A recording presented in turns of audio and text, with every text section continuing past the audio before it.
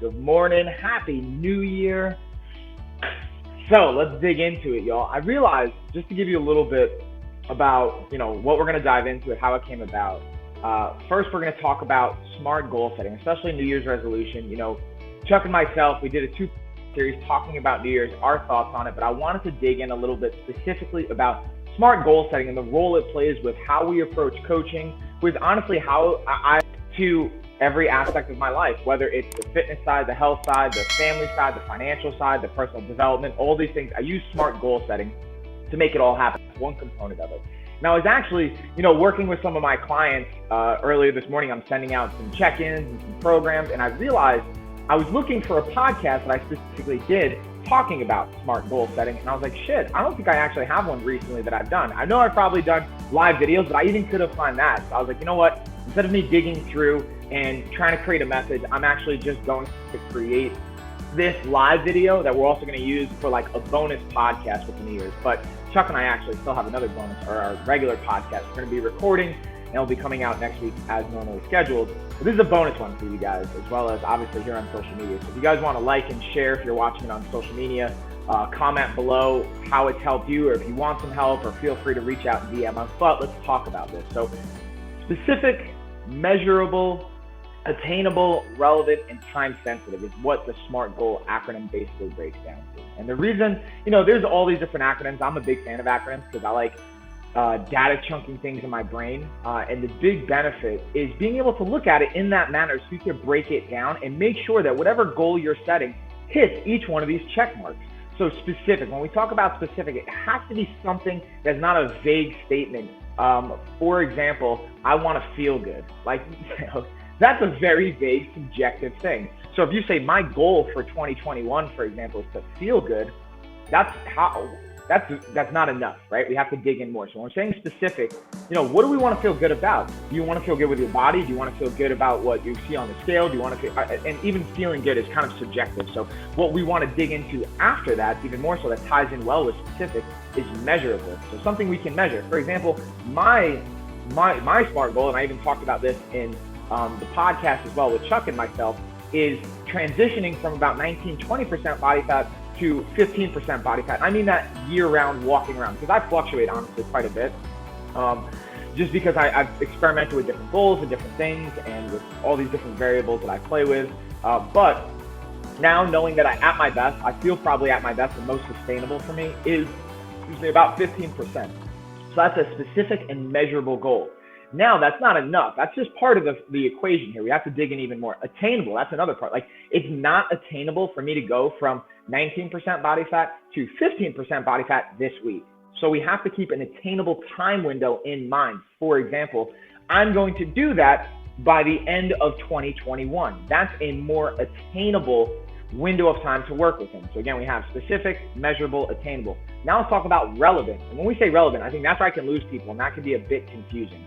So when we talk about relevant, we want it to be relevant to our big picture of where we're trying to work towards. And when you're breaking down SMART goals, sometimes we'll use incremental weekly SMART goals. And that's what I wanted to talk to some of my private clients for. And actually, this is the whole reason I'm making this originally, is using weekly check-ins. That's one of the things we do, is weekly check-ins on top of our day-to-day check-ins. But weekly, hey, what's our SMART goal this week? So the idea is, if we break this down, if the big year picture is getting to 15%, what is my SMART goal this week to help get me there? And it doesn't have to be, we'll lose 0.1% body fat this week. It could be as simple as make sure 5 out of the 7 days this week, I'm going to eat within I'm just going to make this up, eat within my projected calorie goal, which actually I'm not a big fan of just looking at calories. That's just an example so we can have, again, it's specific, it's measurable, and it's attainable, and within a relevant goal to the bigger picture that's going to get us there. And then time sensitive. So this is kind of tying in with all of that, and the relevancy of it and measurable and all that has to be time sensitive. Because if I say I just want to feel good and I want to be 15% body fat, even if it's specific, it's measurable, it's attainable, let's say I know I can get to 15%, and it's relevant to my bigger picture goal and my driving force, what I want to work towards, the importance to my family and all those values.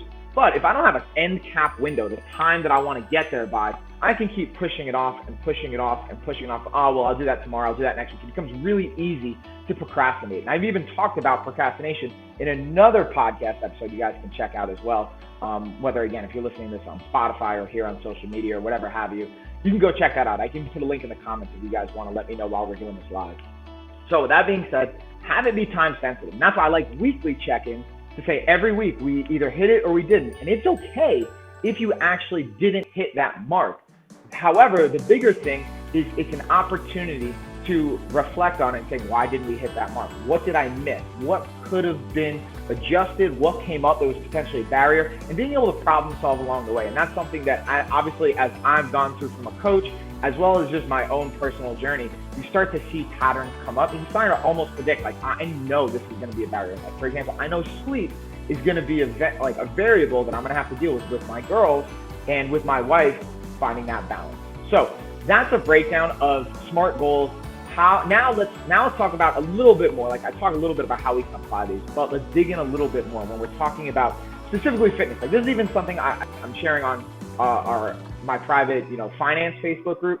And it applies to all goal setting, like I was saying before, whether it's like financial goal. Like, I've even set this goal for like stock investment and for, I'm actually, like, I'll share this with all you guys. I'm being really transparent, even my clients and everybody.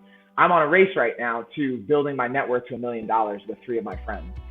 So, we have these check marks along the way. Like, the first check mark we hit. All right. So now the next check mark is 100 grand. Then we have to go to 250 grand. Then we have to go 500. And then you have to incrementally work up, right? And then we have a time window to work that in. So that's one application. Well, let's talk about the fitness side, the health side, because that's why I'm actually creating this for you guys, my clients, and for this everyone probably that's watching this beyond that small finance group. When we talk about this, it's okay, again, going back to the failure. Guess what? Sometimes you're going to fail, but that's where we bring it back to the attainable aspect. This is the big one I like to use a measuring stick for the attainability.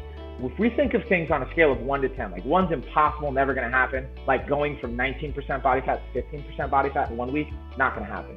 To 10, I could do it in my sleep. Like, I want to wake up and eat every day, at least 1 meal. Like, that's super attainable, right? I could obviously do that.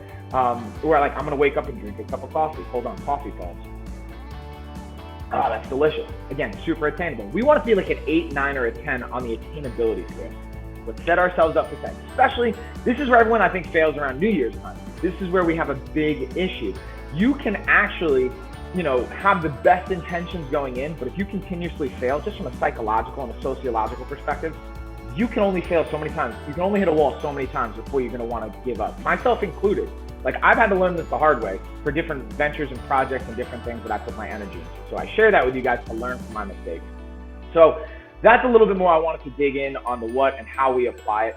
Now let's again talk about the why. Why? Because you want to succeed, right? That's why you're setting these SMART goals. You have it for a reason. And going back to when we look at these incremental goals on a week-to-week basis, we have to remind ourselves, going even back to the relevancy of this, how does this apply to the bigger picture of the journey and where I'm trying to go, where I'm trying to get to, and how I can actually achieve this end destination that I'm trying to work towards? And if you're not sure, that's where you have to actually start. And that's where, obviously, hopefully you're fine by listening to this. We talked about this on our consult orientation time, but if not, we can dig in a little bit more.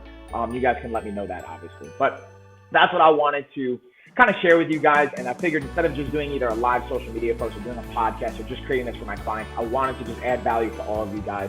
Again, I hope you enjoy this. Feel free to tag people if you're watching this live, or it is on social media, comment. If you're watching the podcast version, I'll put description and detailed links below. You can check that out. And again, if you're one of my clients that's listening to this, I'm looking forward to hearing back and forth with you from our conversation, or you're working with one of our other coaches on one of our other platforms. Reach out to your coach. Let's have a conversation about this, dig in, and set ourselves up for success. That being said, time to go crush it and do some more stuff. Check you guys later.